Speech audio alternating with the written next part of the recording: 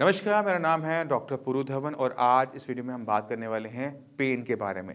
Paralysis patient की body में अगर पेन हो रहा है तो उसके क्या मतलब है, ये पेन किस किस वजह से हो सकता है और उसका समाधान क्या है, इस सब को हम बात करने वाले हैं इस वीडियो के अंदर।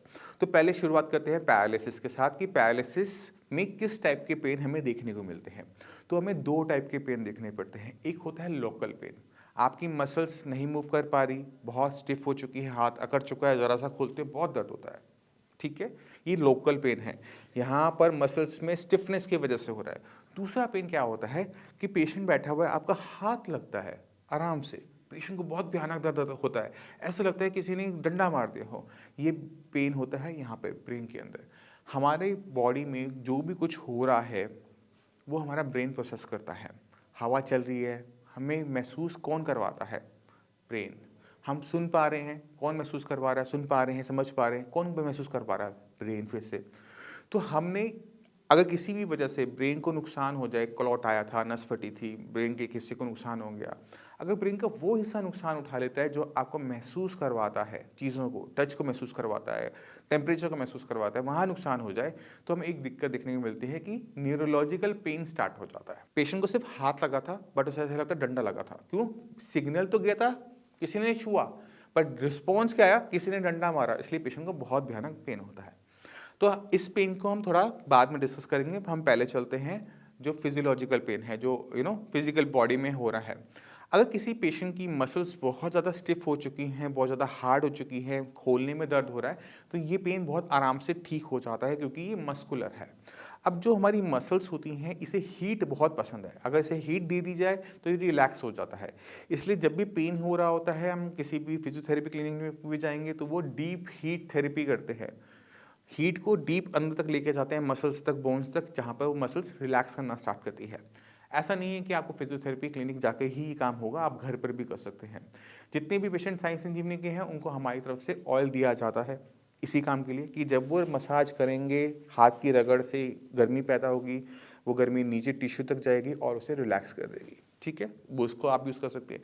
अगर आप ट्रीटमेंट नहीं भी ले रहे तो भी आप घर के अंदर जो भी कोई भी ऑयल है उसका भी यूज़ कर सकते हैं। तिल का तेल हो गया, बादाम का तेल हो गया, जो आपको पसंद हो। सिर्फ नारियल के तेल का इस्तेमाल आपने नहीं करना। दूसरा तरीका होता है जेल पैड्स। मार्केट में 100-200 रुपए के जेल पैड्स आते हैं बहुत ईजिली, उनको गर्म कर लो। गर्म करने के बाद आपने कुछ मोटा कपड़ा पहना और उसके ऊपर आपने रख लिया। अब जैसे जैसे मसल्स गर्म होंगी वो ढीली पड़ेंगी और तब आप अपने हाथ को सीधा करना शुरू करोगे, यानी नरम करने के बाद।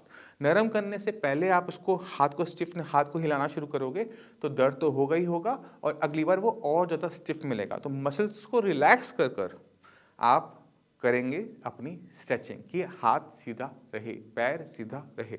इन दोनों चीज़ों को अपने माइंड में रखना है। तो ये पेन मैंने आपको समझा दिया कि दो तरीके से ठीक हो सकता है। पहला है हमारा ऑयल मसाज, हल्के हाथ से मसाज, हीट देनी है और कुछ नहीं करना। दूसरा तरीका है जेल पैड्स। इन दोनों का यूज़ कर कर, प्रिंसिपल दोनों का सेम है, हीट। इन दोनों को हेल्प कर कर आप अपनी मसल्स को रिलैक्स कर सकते हो। पेन खत्म हो जाएगा अगर वो सिर्फ मसल्स की वजह से हो रहा है। तो अगर वो न्यूरोलॉजिकल पेन है, ब्रेन से आ रहा है, तो वो ठीक नहीं होगा। उसमें तो आप मसाज करोगे, हाथ लगाओगे, पेशेंट रोना शुरू कर देगा। ऐसे पेशेंट के अंदर हमें सिर्फ एक ही रास्ता होता है कि ब्रेन की डेवलपमेंट करवाना, क्योंकि ब्रेन क्या कर रहा है? सिग्नल्स को गलत इंटरप्रेटेट कर रहा है। जैसे हम कहते हैं ना, मिसअंडरस्टैंडिंग हो जाती है, आपने बोला कुछ, सामने वाले ने समझा कुछ, है ना? तो वैसे ही हो रहा है, छुआ कुछ और इसका रिस्पॉन्स कुछ हो रहा है। तो इसमें इसकी ब्रेन की अंडरस्टैंडिंग बढ़ानी है कि सिर्फ छुआ था, मारा नहीं था। तो हमने उसको डेवलप करना होता है, जो नुकसान हुआ इसकी भरपाई करनी होती है। और भरपाई करने के लिए मैं पहले भी इस चैनल पे बहुत सारी वीडियोस बना चुका हूँ, आप सारी की सारी देख सकते हैं। मगर आपको अंडरस्टैंड करना पड़ेगा कि ब्रेन में क्लॉट जो आया था, नस फटी थी, ब्रेन का वो हिस्सा डैमेज हुआ था, उसकी रिपेयर ज़रूरी है, उसका जो वर्कलोड है वो शिफ्ट करना ज़रूरी है। अगर नहीं करते तो आपकी दिक्कत बनेगी, बनी रह जाएगी।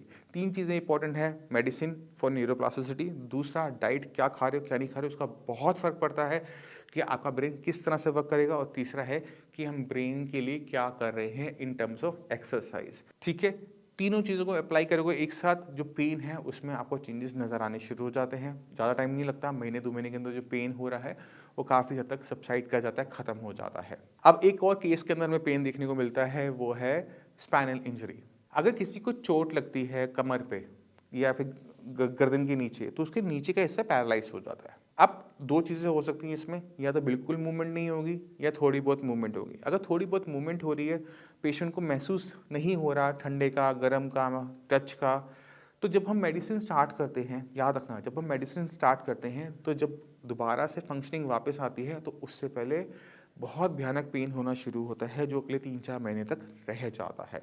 तो अगर आप लाइफ-सेंजिंग ट्रीटमेंट ले रहे हैं, स्पाइनल इंजरी के पेशेंट हैं, तो ध्यान रखिएगा कि जो पेन है उसे आपने हारना नहीं है। आपने अपनी हिम्मत इकट्ठी करनी है, 3-4 महीने पेन होना है, मैं पहले ही कह रहा हूँ, उसको थोड़ा-सा सह लोगे, मूवमेंट अगर आ रही हैं, तो वो और आती रहेंगी और पेन चला जाता है। पेन खत्म हो जाता है जैसे ही मसल्स, क्योंकि मसल्स बहुत स्टिफ थी ना, मसल्स मूव ही नहीं कर रही थी, हिल नहीं रही थी।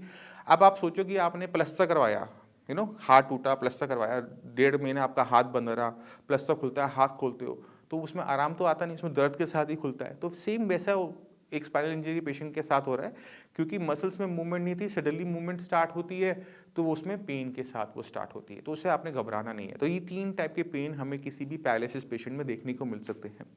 फिर भी अगर आप पेन सॉल्व ना हो रहा, कोई दिक्कत हो पैरालिसिस की, तो डॉक्टर्स अवेलेबल हैं, उनसे बात कीजिए, उनसे पूछिए कि किस तरह से हम इससे रिकवर कर सकते हैं।